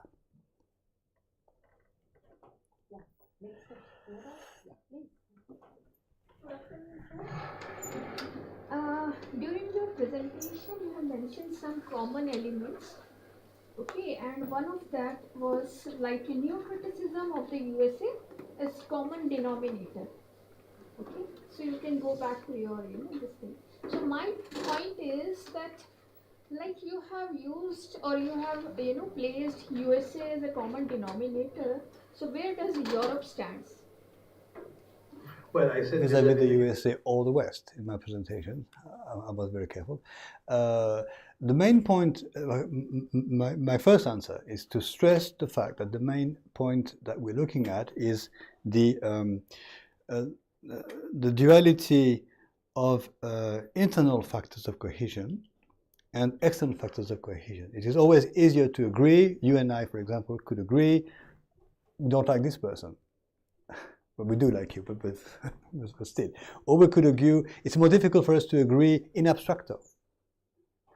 So similarly, it's always easier for countries forming an alliance, forming a new form of grouping, to find elements of commonality among themselves. It's easier. So I resist the factors of commonality addressed towards others, or targeted at others, or versus others. The world is so much full of expressions, even in academia, of something versus something else, which is relevant but simplistic, because there are many more and richer analyses trying not to look at the antagonism, but looking at the constructive, open-ended time ways and reasons why collaboration should be happening. So there are, of course, but anti-something feelings and perceptions and attitudes and policies and even decisions taken in that region vis-à-vis the other region. If you wish to shift to that vocabulary, we have wars, we have trade wars, we have customs wars, we have tariffs wars happening constantly. We have every 4 or 5 years a customs war with the USA, and so they levy extra taxes on French cheese and wine, and we levy extra taxes on ketchup and whatever. Because trade and tariffs wars also echo, like military exercises, they echo cycles of tensions and rapprochement among actors. So you have even, this is an interesting one, you have trade wars or tariffs wars, even among military allies, military alliance being the closest you can get to a partner, regularly between Japan and the USA, even South Korea and the USA, regarding rice imports and rice exports, because rice is a particularly sensitive commodity for those two Asian countries, but also for the producers of rice in certain regions of the USA. But antagonism versus wars, open conflicts, and so on, are relevant, but intellectually, I'm looking for factors which are equally important. What matters to me to understand more is the way in which countries we have mentioned for the New Central Asia, the New Asia, how they have answered the question what to do with the end of the Cold War. What to do with independence? That's the question for Central Asians. What to do with the new borders? That's the main question for China. What to do with without the former Soviet republics? That's the question for Russia. So what to do with? How do we cope? How do we behave? That's the most relevant question, because it is a much longer term question. What to do with independence is a question that is asked at independence for open times to come. Unless the hypothesis is that independence is going to be lost again, which exists. By the way, we had a very interesting presentation by a colleague from Kazakhstan, if you remember, in Almaty in what was it, September 2023, who talked about the issue of food production and the extent to which a country is or is not sufficient in producing food products for its own population. So the concept of food sovereignty. The same exists for the energy sovereignty. France discovered in the times of the COVID that we were no longer self-sufficient in terms of producing certain medicines and drugs. So we had lost in that sense medicinal sovereignty, which has been substantial. But so these issues are more important.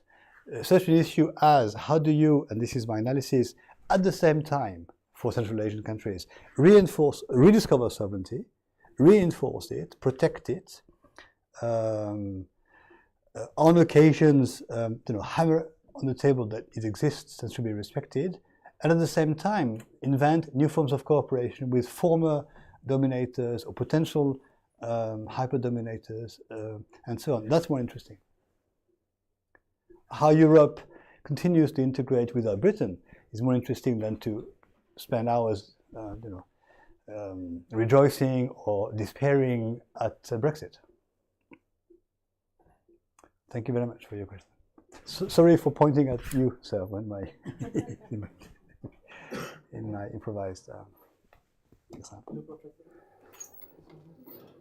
Hello, Professor. I have another comment to make, on the very model you made, this Sino-Russia axis, if there is any or not. I also try to build, first comment upon that, and then build a Sino-India axis if there is one. So particularly on Sino-Russia axis, if there is one, I believe yes, there it is, but it is one which is overhyped to a certain extent. By two reasons why it is overhyped. First is because calling it an axis would be a exaggeration, because China's behavior in past hasn't been one which is more inclined to being a strong alliance behavior. It is more towards China-centric, self-centered behavior, which doesn't show much of a strong alliance behavior or kind of that. Second is that, more importantly, I would rather say, that Russian engagement with India and Vietnam, which both of them are not China's best of neighbors, I would say. So these two reasons I would like to think that there is a Sino-Russia axis, indeed there is, but it is certainly an overhyped one. Second is, on the same model which you made, this Sino-Russia axis, I tried to make if there is any Sino-India axis. Can you take the first question first? The definition of the axis back on the screen, that's on the syllabus for today, towards the end of the paragraphs. Again, not only are we mentioning phenomena which are ideal types, they are trends, they are potential. Yeah, this is the one in red. So it's not just one word. I mean, it's a number of lines with reasoning and sort of arguments and factors. But we are looking at a trend of something which never existed before, which is a good relation between China and Russia, and which exists today, with the potential of being the axis around which a dynamic takes place, which we call the New Asia or the Shanghai Asia. This is a fact. The axis exists defined as a privileged form of relation, able to go over the open conflicts of the past and implicitly able to digest the present conflicts of today. That does not mean that the rivalry or the competition, even the hard talk in terms of leadership, stops. It never does. Neighbors never agree on everything. And I will switch to the Franco-German example just in a minute, but I'm not saying that China and Russia today are 100% in agreement on everything, that the best of friends, that they would even concede to one another factors of superiority if they had a chance. No, they are still pursuing their national interests, what the realists call the selfish interests of the state. And that's in realist theory is in fact more important than the tendency to fight each other. Realists sometimes are understood as meaning that there is inevitable open conflict. That's not what they actually are saying. They're saying that there is a superarching priority, which is the national interest. But as Marie-France Garot has shown in the French context, the way in which to pursue the national interest has changed. Briefly, national interests were pursued in some times in history by imperialism, then by protectionism, then by liberalism, then by alliances, then by integration or cooperation. So the one factor remains, competition. The ways in which to tackle it change massively. Now, if you look at the Franco-German example, it's slightly different, but we've had, not of course before 45, but even after 63, a large number of tensions, disagreements, and moments of questioning the 1963 treaty. In addition, one of the two is nuclear power, the other is not nuclear power, even a demilitarized power to a large extent, for reasons that you know. France has for a long time been in a situation of macroeconomic dependency on Germany, that we find industrial products in France not able to compete successfully with German industrial products. So we have a trade deficit. We have a disagreement on trade issues, which have continued to exist even after the single currency. So we are not in agreement on everything. All I'm saying is that if you look at the Chinese-Russian relation today, it is different in nature, intensity, proximity, readiness to share similar views than ever before. If indeed there is So now for China and India, I ask you the question and you answer the question. Yeah, so I tried to make on the same model which you understood, the Sino-Russian axis. I tried to make out on a certain model, that model, Sino-Indian axis. So I pointed out the elements of commonality and elements of differences, elements of commonality. To be very, very informal, if you have asked this question to me on 12th of January, if there can be a Sino-Indian axis, I would have bluntly said no. But now, after 9 days of this lecture, I would think twice and then would say no. So, there are elements of commonality of both India and China wants economic prosperity and security on their borders. Both want multilateralism, but for different reasons. Both want regional stability. Both want this benefit of being connected to the Central Asian region, the CAR, but for different reasons. Their approach is also different. They both want security. They both want energy and resources from the Central Asian regions, but their approach is different. There are points of contention, which the points of difference is that China is best friend of our very good friend Pakistan. So another very good thing we should rather think about. China's image of multilateralism is more like anti-West or anti-US, which India can't afford. India has a more balanced approach. India has very recently been a member of Quad, which China doesn't like. And China's most infamous, the BRI project, which India is the only one in ASU who is not supporting BRI. So I believe that there can be a Sino-Indian axis to the point where India and China only wants economy and security as their goals. And if you want more things to that, if you are adding more things, the more you add to it, the more complex it gets, and the more the answer would be inclined to unknown. So that's my quick comment. Well, since you are giving the answers, I don't. Briefly, I think I would stick to 2 points. First of all, the fact that the relations between the two countries, China and India today, however complex and at times bad they are different from the past. Due to the fact that post-Cold War realism suggests to adapt to the new world, and to the extent that they share much or not much, directly or not directly, a common, not just interest, but a common reshuffling of the cards of world power vis-à-vis the rest of the world. There is an Asian interest vis-à-vis the rest of the world. Now, whether this Asian interest is an SCO dynamic or a BRICS dynamic or a global New South dynamic matters, but it's the same sort of movement. And my second answer would be that when I mention the two-country axis, implicitly, but let me make it explicit, I'm suggesting that it's perfectly compatible with this axis, that some other countries in the region feel closer to one of the two members of the axis, and others feel closer to the other member of the axis. In Europe, for example, classically the northern European countries are critical of the French attitude in many ways. They feel closer to Germany as being a more welcome partner, involved in economics, less in politics, involved in full employment if possible, or clean energy and things like this more than France. So the Scandinavian countries, for example, the Northern European countries are much happier with Germany than they are with France. But within the European Union, they're happy that there is a stabilizing axis. The Mediterranean countries, or Latin countries, for reasons to do with our political culture, feel closer to France, perhaps. So we're not, the presence of France in that axis is not welcomed by every 26 members or 27 members of the Union.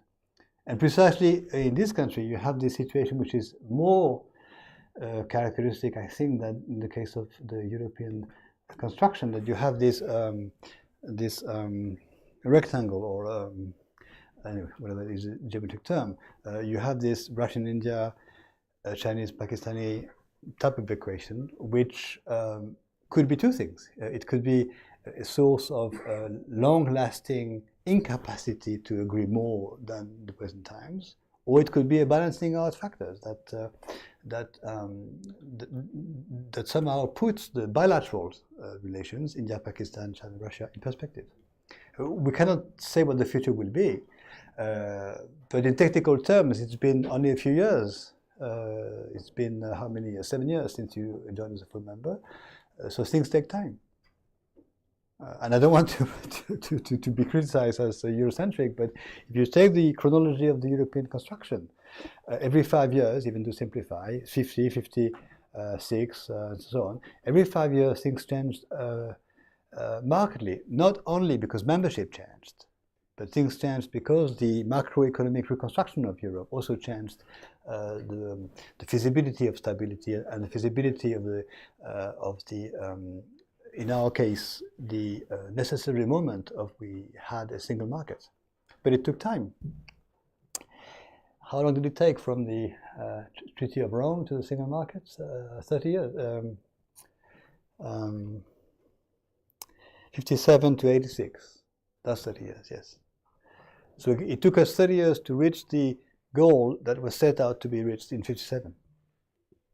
Implicitly in 51, but mainly 57. So things take time. You'll still be there when things are materialized. I'll be there by then, but you'll see. Any other questions? Yes.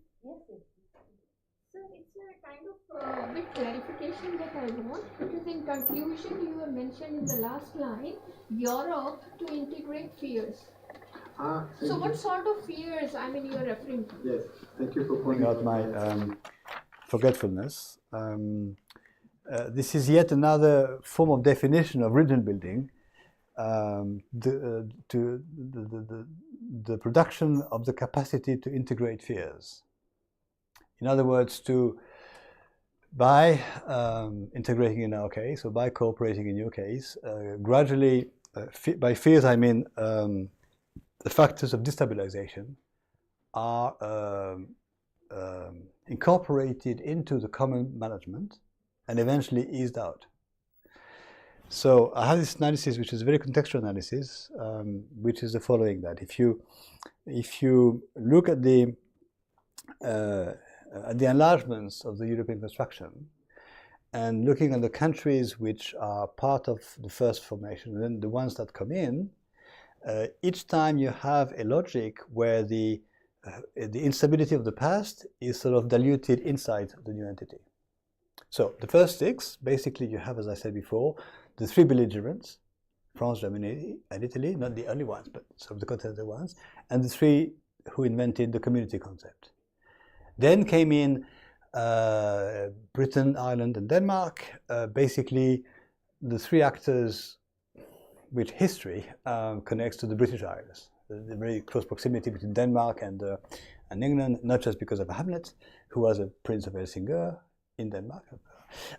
But so these three are also countries which played a role in the Second World War in the same camp, but the history of England and Europe is a complex one. The history of France and England is a complex one. So they were brought in, and they are in, or they were in, which took away much of the possibility of a very long-dating Franco-English tension to be revived, or a possibility of Northern Europe being somehow detached from the more Western, centrally Europe. Then, who came in? Greece, and Greece symbolizes the moment when the military regime of Greece ceased to exist, and so to integrate Greece into the, by then, democratic construction to prevent the possibility of a next military regime to come into power. The same logic for Spain and Portugal. They came in at the time which followed, a few years later, but which followed the politically very strong Britain of the time, and they also brought in the southwest of the continent, without which the Europe of today or the Europe of the history doesn't make sense, because Spain and Portugal have been so much part of the European history. Incidentally, Spain also brought implicitly the Latin American dimension due to its links with Latin America. The next enlargements were Austria, Sweden, and Finland. They brought in some politically speaking already stabilized countries, but economically speaking, some very prosperous countries. They brought in a number of economic factors, preparing, in my interpretation, the next enlargement, the massive one. Am I forgotten something? Please double check what I'm saying, because my memory sometimes fails.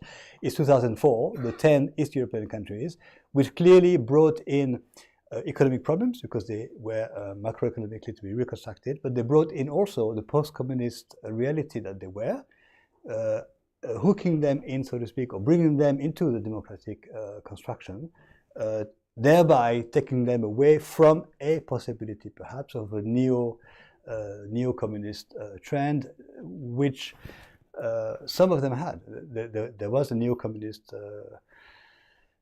not nostalgia, but a sort of reference, which was harder to wither in some of them than in others. And then eventually we had the Romanian and Bulgarian entries, which symbolized or materialized contiguity with Greece, as I've said before, but also the Black Sea geopolitical extension of the security of Europe. So my phrase is to say that the building of security, the building of a geopolitical capacity, which is the overarching logic of the European construction in my sense, beyond the macroeconomic factors, beyond the technicalities of European law and so on, was reached through this integration of fears.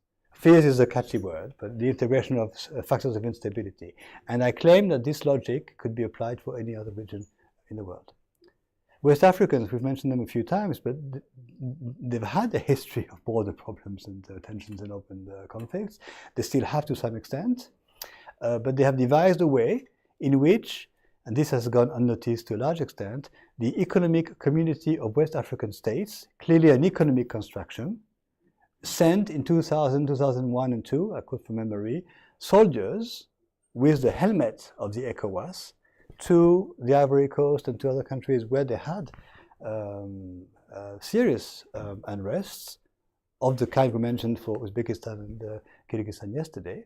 So how do you send soldiers with a helmet corresponding to an economic community to intervene, to separate belligerents, which in fact is the job of the blue helmets of the UN?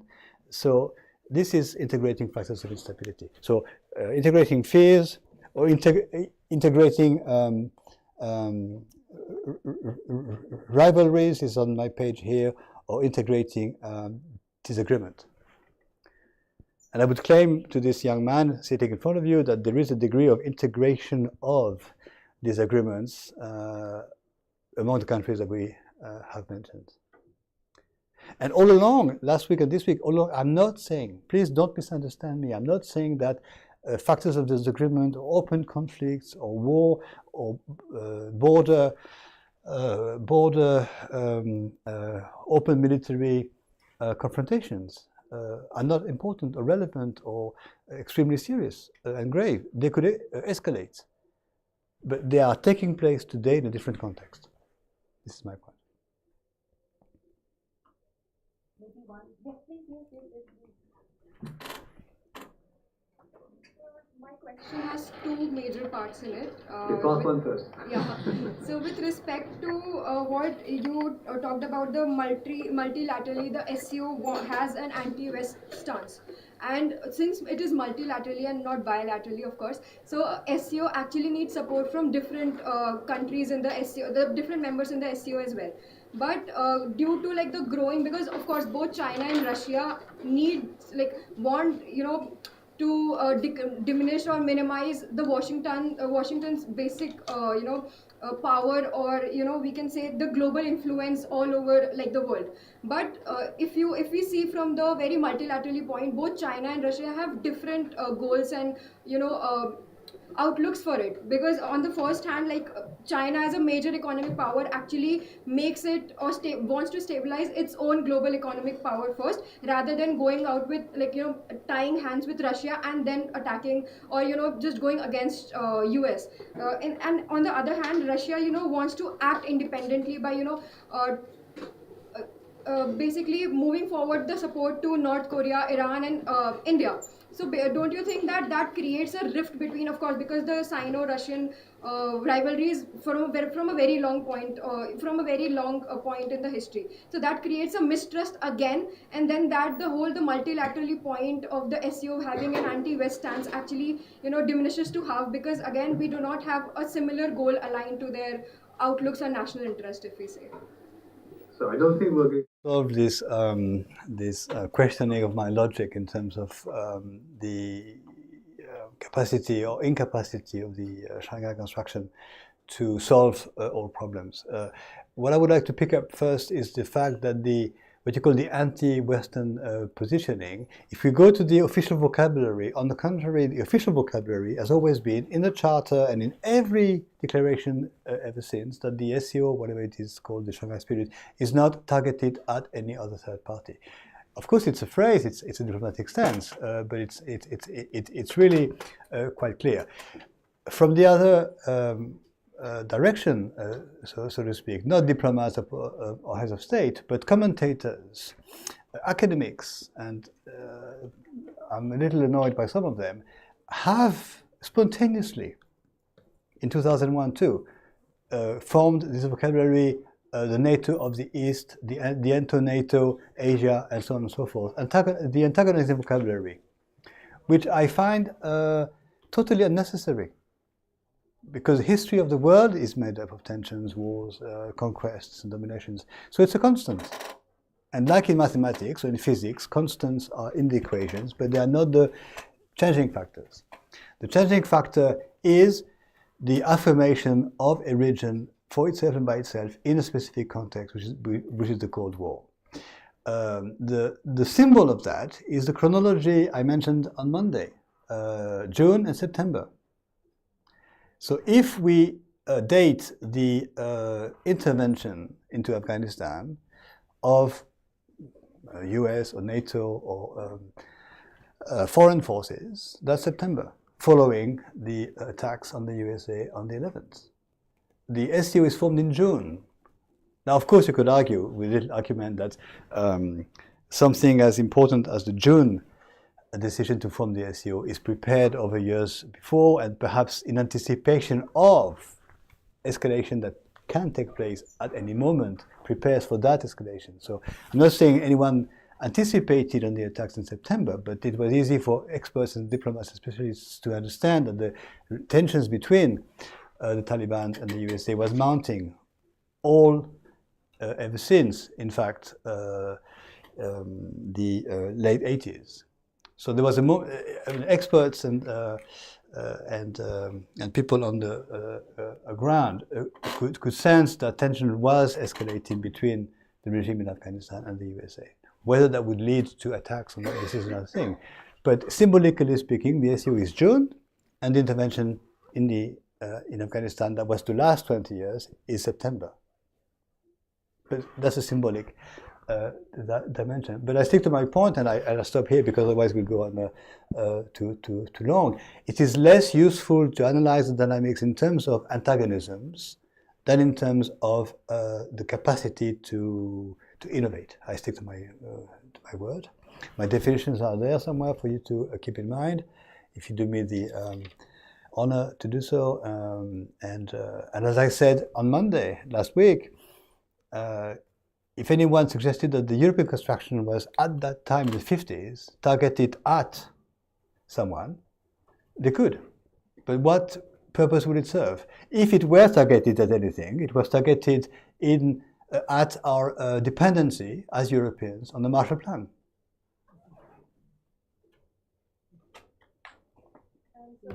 And the second question. Because China values its individual relationship with all Russia, Korea, and Iran to some point, but it is actually hesitant to form an axis over there because of the growing fear. Because if North Korea gets militarily powerful with the back-end support from Russia, that actually creates a big problem for China, because it can actually destabilize the East Asia point, which is very critical to China's security and trade. So if that problem actually escalates and then North Korea somehow becomes actually militarily powerful with the help of Russia, don't you think that that can create internal divisions between SCO? And then again, as the charter says, we cannot target any other state or any other organization. But then that creates the whole point of view where it can actually go and have the anti-US stance. Yeah, there are two ways to answer you. One is a sort of easy one, that the word axis was used before I used it in my meaning in a very different context, with an extra word, the axis of evil. And the axis of evil was precisely an American position regarding North Korea and Iraq and a third country, I forgot, perhaps Afghanistan or Taliban's, but that's what I have in mind. First of all, I'm not into value judgments. To call the proximity of countries an axis, yes, but to call it good or bad, or axis of evil or axis of good, is not. Secondly, again,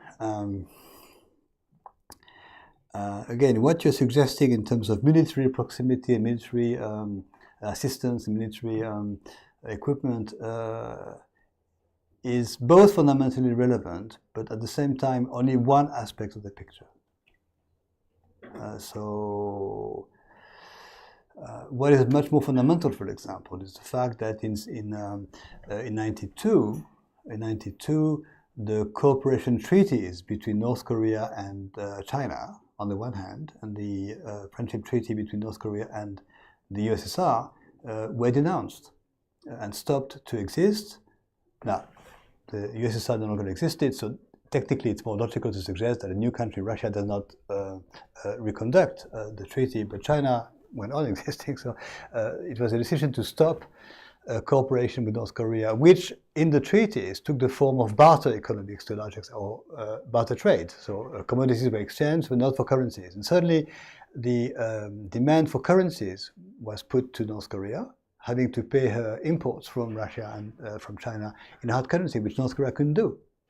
That led to an existential threat to North Korean regime, 91-92, and that led immediately to a nuclear program, which I interpret in geopolitical terms as a survival kit.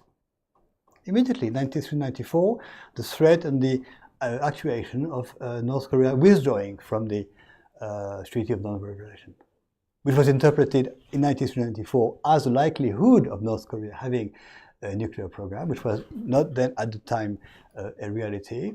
North Korea negotiated with the USA October 1994, 21st of October, the so-called, agreement, whatever, I forgot the name, gaining time with the 1994 treaty providing for a KEDO, Korean Energy Peninsula Energy Development Organization, designed to build nuclear reactors in North Korea to provide the country with energy, and that was never a reality, because the construction should have stopped in 2002. It never really started, and 2002, 2003, the whole mechanism was replaced by the six-party talks, which failed, which were doomed to fail, as I suggested to a newspaper, which published me but never invited me since. And 2000,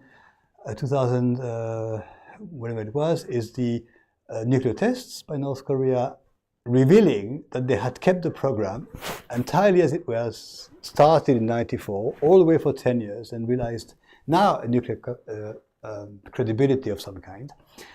So that's more relevant.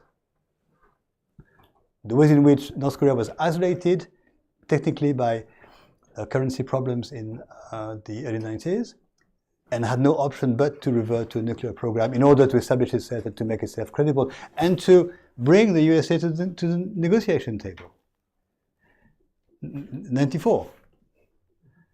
Whereas I can assure you that you weren't born by then, but that anyone early 94, 93, 92 suggesting that North Korea would bring the USA to the negotiating table would have been laughed at.